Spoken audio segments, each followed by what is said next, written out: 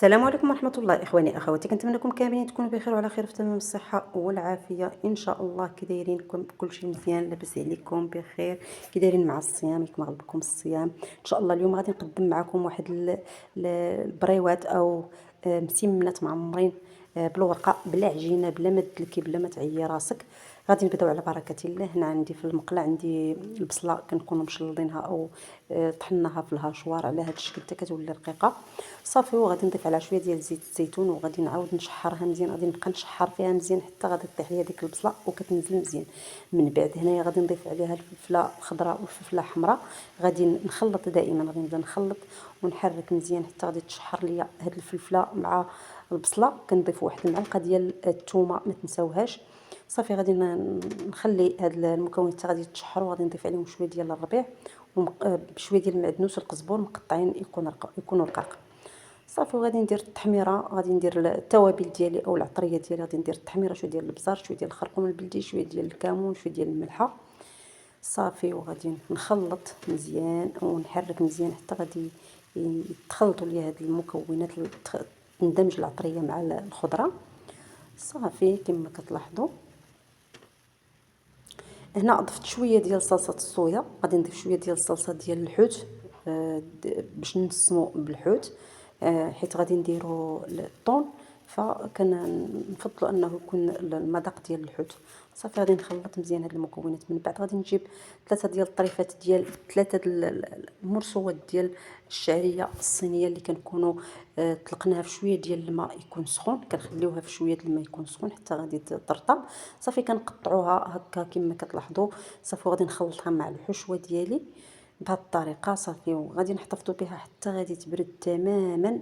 عاد غادي نعمروا بها المسمنات ديالنا او الرغيفات او البريوات، سميوها كيف بغيتوا نتوما.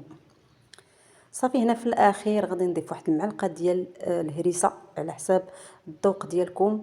ما بغيتوش تستعملوها بلا ما تستعملوها. غادي نضيف شويه ديال الحوت ديال الطون عفوا تقريبا 2 علب ديال الطون. غادي نضيف شويه ديال الحامض مصير مع الزيتون خضر مقطع كما كتشوفوا. غادي نعاودوا نخلطوا المكونات ديالنا دائما، نخليوها حتى غادي تبرد. من طبيعه الحال ما ضفتش الطون والزيتون حتى بردت ليا الحشوه. صافي غادي نخليوها على جنب وغادي ندوزو باش نقطعوا الورقه ديالنا باش نعمروها.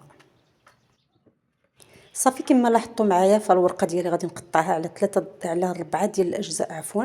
غادي نقطعها في الاول على 2، غادي نعاود نقطع كل نصف غادي نقطعو على 2 حتى غادي نحصل على 4 ديال الطروفه. صافي غادي ناخذ 2 طروفات ديال الورقه كما كتلاحظوا. غادي ندير واحد، غادي ندير الاول وغادي ندير عليه الثاني بهذا الشكل اللي كتلاحظوا معايا في الفيديو.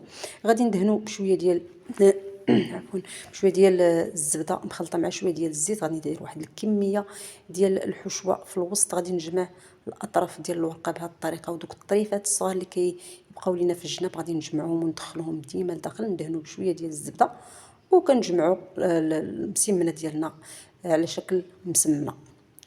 صافي غادي نعاود معكم نفس الطريقه. غادي نديروا 2 ورقات، غادي نديروا الاولى ونديروا عليها الثانيه بهذا الشكل هذا كما كتلاحظوا. غادي ندهنوا دائما بالزبده باش يجيو لنا مقرمشين.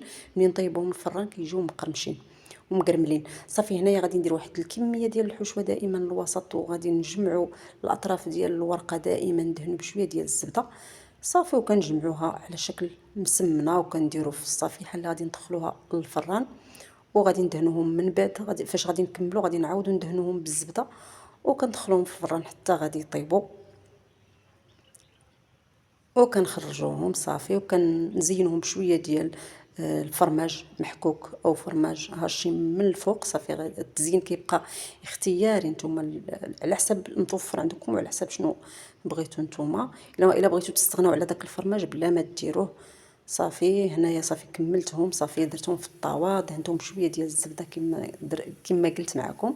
صافي غادي ندخلوهم للفران على عافيه تكون متوسطه او عافيه مهيله من الاحسن باش يطيبوا على خاطرهم ويتكملوا كياخذوا واحد اللون الذهبي كيجيو رائعين بزاف. غير جربوهم والله ما غاديش تندموا. صافي كان هذا هو الشكل النهائي ديال البريوات او المسمنات ديالي كما كتلاحظوا. كنتمنى الوصفه ديال اليوم انها تنال الاعجاب ديالكم وتجربوها. نخليكم على خير، بسلامه.